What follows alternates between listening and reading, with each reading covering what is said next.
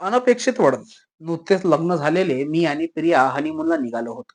Train प्रवासात आम्ही भविष्याची स्वप्न रंगवली. संध्याकाळी आमच्या डब्यात एक मनमिळावू गृहस्थ चढले. त्यांच्याशी बोलता बोलता वेळ कसा गेला कळलेच नाही.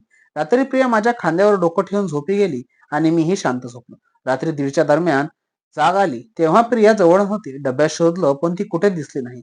मनात भीती दाटून आली. बाथरूम कडून कुजबूज ऐकू आली आणि मी दार ढकलले. आज प्रिया आणि तो गृहस्थ शारीरिक संबंध ठेवत होते. माझ्या पायाखालची जमीनच सरकली.